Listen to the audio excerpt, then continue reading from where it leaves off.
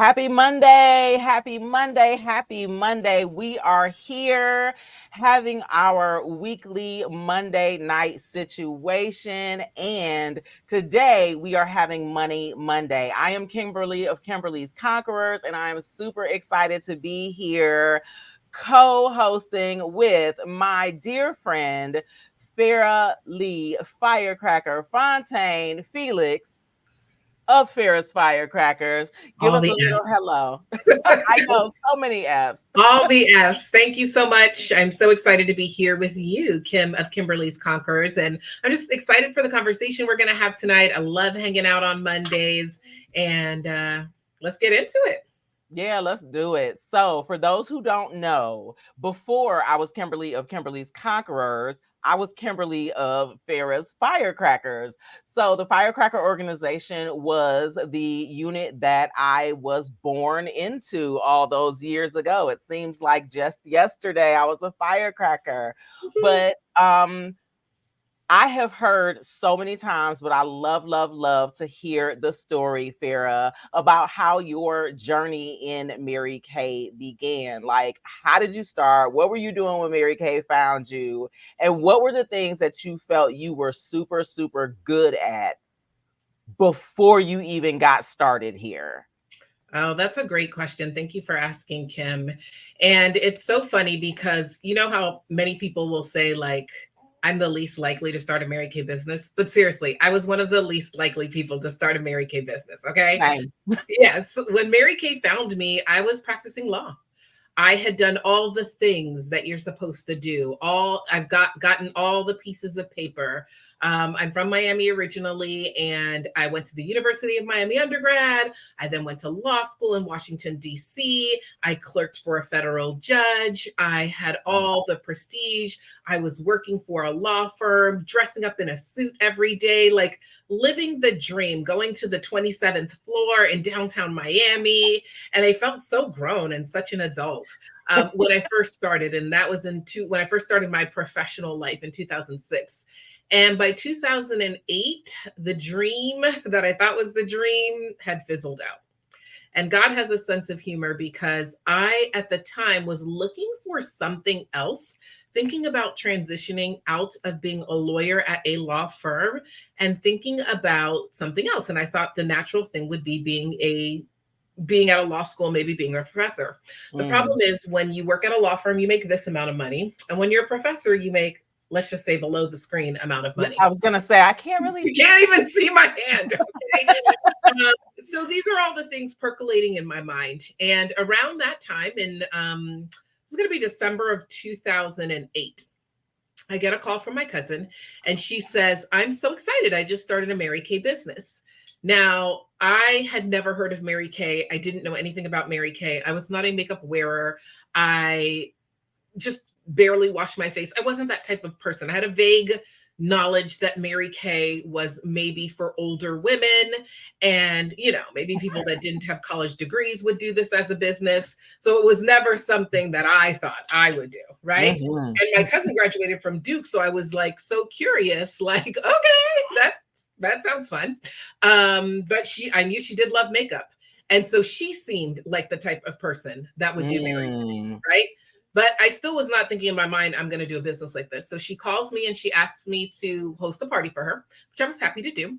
And we ended up going to meet her national sales director, which is now my and yours national sales director, Daisha Wiegand. Daisha and I had gone to high school together, which is how my cousin got into Mary Kay. So I knew Daisha very well. And I literally saw her home. I saw the pink Cadillac Escalade in the driveway. I saw a plaque she had on the wall from completing Million in Mary Kay.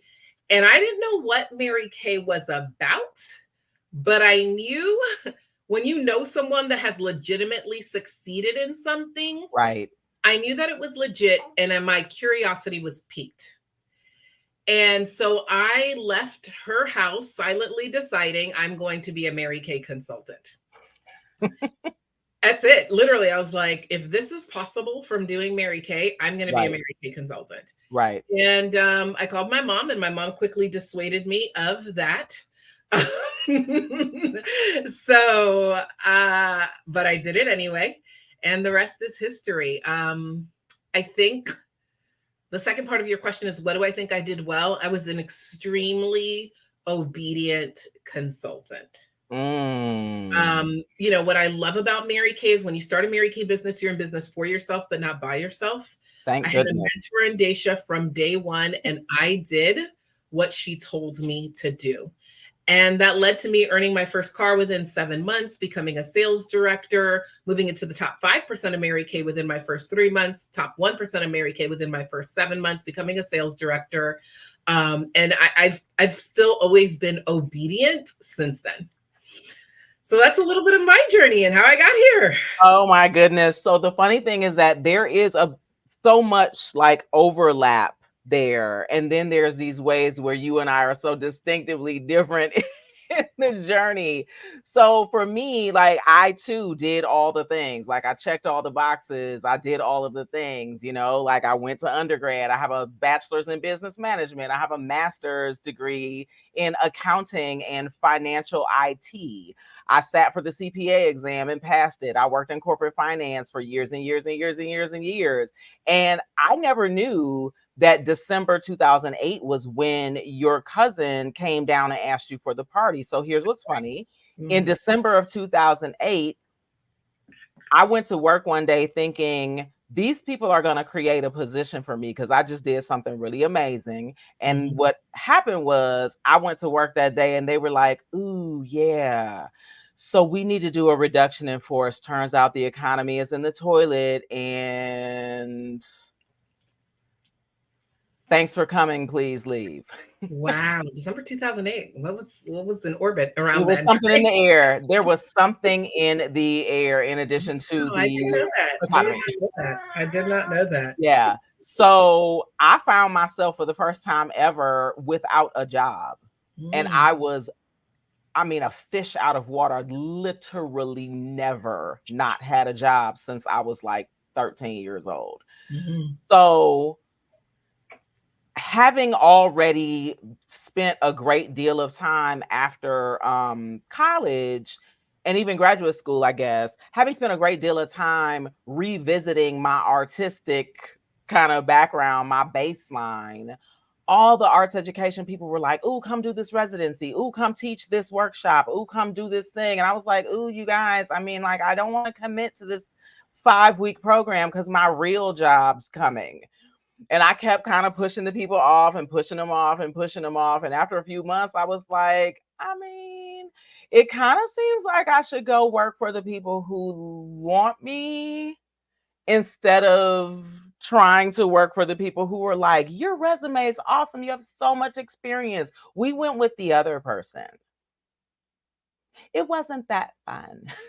So that was my first career change. And I think that I officially kind of broke the seal on that somewhere mid to late 2009.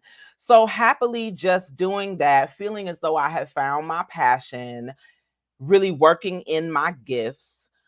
And then, dun, dun, dun, dun, COVID. So, as a person who works great big gigantic job, largely managing hundreds and hundreds and hundreds and hundreds of students who are in the performing arts, at their schools or after school or however, it works for them. Doing those concerts and stuff on Zoom, like it was a full body experience. And I was flexing muscles that I either didn't know I had or that was like, yeah, I didn't sign up for this. This is not what this is supposed to be, Zoom concerts. And so I knew, having gone through that reduction in force in '08, I knew that I needed to start thinking about a second source of income. And I thought about it probably 3 to 5 minutes a day, and then enjoyed my couch and my pajamas and my paycheck and my Zoom concerts. And my dear friend, my oldest friend, invited me to come on to a Zoom. I knew she did Mary Kay, and I knew she did Mary Kay, and I assumed that she was involved with Mary Kay because it was a way for her to meet people. I mean, like she's always been a person who did networking events, where I was always the person and still am the person that's like, networking. Why would anybody want to do that? Stand around and talk to strangers? Hard pass. So I came onto the Zoom and I watched you, Farah, teach the skincare class. And literally the whole time that I was sitting there, I was thinking, she's really good at this. I could do that, but she is really good at this. I could do that. Having never wanted to do anything to do with anything sales related. I mean, ever. And really, like, where in the world do you find the time? I have a humongous job. But I just took a chance on myself. You know what I mean? Like, I knew I needed the second source of income. God dropped this Zoom in my lap and I showed up kicking and screaming. And by the time it was all over with, I was a Mary Kay beauty consultant. Now, where our journeys kind of take a turn is because you came to the party as a person who was already very obedient. I came to the party as a person who always wants to break the rules and thinks that my way is the best way. And so, as you know, I did it my way in the beginning. And what I love about the fact that we as consultants are in business for ourselves and never by ourselves is that when I realized that my way was not, in fact, the way, that you, Farah, as my director, that you were still there to say, okay, no problem. Let's go ahead and try it a different way. Did you want to maybe try it the way that it's been going for like 50 plus, almost 60 years? Did you want to maybe give that a shot? And I was like, I mean, I guess like we'll see how it works. So, as it turns out, it works. And what I know that I brought to the party that wasn't the obedience that you have, what I know that I brought to the party was that because I'm a performer and because I'm a leader in my other job, I have no problem standing in front of people and teaching and talking. It's what I do. Having to learn all the rest of it was kind of like, whoa. But I know I can stand in front of someone and confidently talk. So that was pretty cool. I guess, like, if I had to go back and change something from the beginning of my journey, it would probably be following at least some of the instructions from the beginning. Just a few. Well, I wouldn't change that because I think I grew as a leader in leading you. Right. And so I'm grateful for that because every single person helps me grow as a leader. And learning to navigate different personality styles and respect how people come in and where they're at any given moment and navigate through that is one of the things I appreciate most about my Mary Kay business. The leadership skills, the people skills that I've gained through that have served me in every facet of my life. So absolutely. I wouldn't go back and change the way you started because I grew my leadership skills through learning how to coach and teach and work and lead with you. Well, thanks. Together we are better, right? We are so much stronger when we are together. I mean, I guess I have to acknowledge that like my grow up in and through this business has been major. There's a fearlessness about me that I never felt that I possessed before. And having been the kind of person who reads every single detail and every single word of every single thing all the time and has to know all the ins and outs in the beginning, the middle, and the end, there is a part of me now that clicks on that says, you know what? Doing something and getting something done is better than having something be perfect, where perfection might not even really be the proper outcome. What I perceive as perfection. So that's one of the ways that I feel like I have really, really grown, and certainly around people skills, without question, just understanding how people who are not like me need to receive information or need to feel affirmed or any of the other things. That has been major. And who knew? I didn't even know I needed that. I thought like I had checked that box already. Turns out there's always room to grow. I love that. I love that you said that too. And my gifting is not necessarily in the details. So working with those of you who have that gifting has been so helpful, right? Okay, so we were trying not to show this, but I'm doing this with a baby on my lap, you guys. Yay. And so this is real life and this is live. So It's true. baby is here and she was being perfectly happy until we all started the conversation. So uh, Yes. Kim, let's continue the conversation. She wants to be so included, Vera. And you know what's been so cool for me in just almost 4 short years? I have watched you excel and thrive at your business as a single woman, a single homeowner, where Mary Kay is your primary gig. And then your seasons of life with changing and aging parents and getting married. And then being pregnant and knowing that that wasn't necessarily always a picture perfect journey. There was a lot of sitting still, and I know that's not really your jam. And now to watch you work your business with a baby on your lap, and you tried to make it through this whole thing without showing us the baby. And I'm so glad that she showed up, because that's so real. You can still do this, and she is right there. That's real life. Love that. And when I started my business back then, one of my goals and why I knew I wanted to leave the law firm and even the law school later was because I knew I wouldn't be able to raise my kids this hands on as I wanted to, right? People Yeah. start Mary Kay businesses for different reasons. Some people start Mary Kay, and more kudos to you, because they're like, hey, I need to leave my kids in daycare. I need to have the money to leave them in daycare or hire a babysitter. And that's part of it too. I'm grateful for it giving me the opportunity to have flexibility for how much childcare I want in and out. So that's been such a blessing.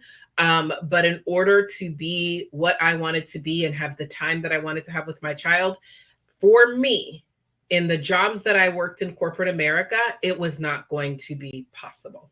Right. As a lawyer at a law firm, or even later on at the law school.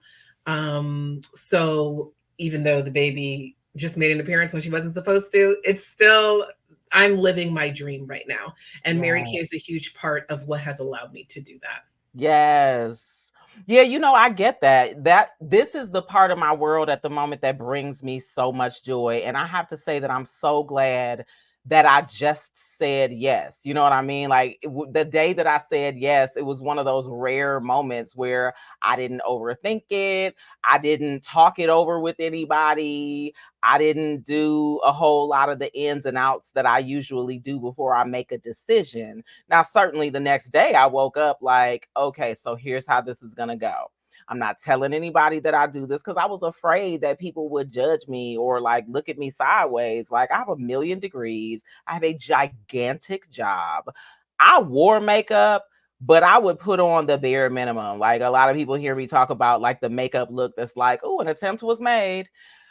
That was me on a fancy day. An attempt was made. On a regular day, it was like, for what? I'm cute. Like, why would I need to? Yeah, I'm not doing that. That seems like too much work.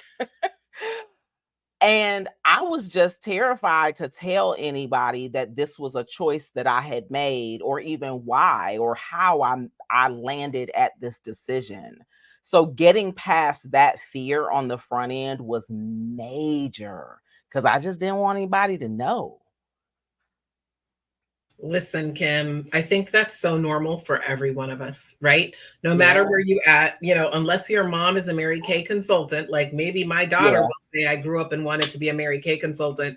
I don't think there's that many people that was their little girl dream. But it does like allow you. Maybe your little girl dream was, I want to figure out how I can play with makeup. Maybe your little girl dream was, I want to figure out how I can lead others. Maybe your little girl dream Yeah. was, I want to empower women. I'm really into female empowerment and supporting people. And so I think Mary Kay can be all of those things, but it definitely is Absolutely. scary in the beginning. And, I think for me, just falling in love with the products Yes. was really key, right? And so I always tell people, you're on here, you're listening. I'm assuming that you have enjoyed our products, or if you haven't, I definitely recommend that you connect with your brand Do ambassador it. to experience them, because falling in love with the products will give you such a sense of pride in the products and in the business. And then getting to know more and more women. One of the other things that I've loved is just the caliber of women you're around on a Yeah. regular basis in Mary Kay. That helps me overcome some of those levels of fears when Mhm. I'm like, oh, if she can, I can. And guess what? Mhm. She's going to help me do it too. Every And time. so I love that. Yeah, yeah, I hear you, Farah. As I was talking about that, I was thinking, oh my gosh, how fortunate are we that we are just surrounded by people who are in all walks of life, who are committed not only to our own businesses, but committed to supporting one another and lifting one another up and helping one another. Like, it's amazing. It's the most amazing girl tribe I've ever heard of, because I've always rejected the kind of girl tribe model, that's never really been my jam. So yeah, loving, loving, loving it. Farah, I am absolutely delighted to have had a chance to have this conversation with you. I'm so glad that the Conquerors and the Firecrackers are starting to do more things together, because again, together we are better. So this Monday night and every Monday night, there is always something happening right here where you are watching. Check in with your beauty consultant to kind of figure out, like, hey, how can I plug in even more, right? And if you heard something here that piqued your interest, give your beauty consultant a call, shoot her a text. It doesn't mean that she's gonna reach out and snatch you into our wonderful, awesome, amazing pink bubble without your consent, but she would love to be able to answer any questions or tell you, like, yeah, oh, you didn't realize this and that. Yeah, that's true. We love talking about what we do, and we love it when more of our friends and our families and our coworkers and our customers decide that they want to come join us too. The more, the merrier. So, thanks for spending your Monday with us. We are signing off. Kimberly of Kimberly's Conquerors, and Sarah Ferris Firecrackers. you guys are beautiful and amazing, and we can't wait to hang out with you next Monday. Powerful on Purpose Pink Week.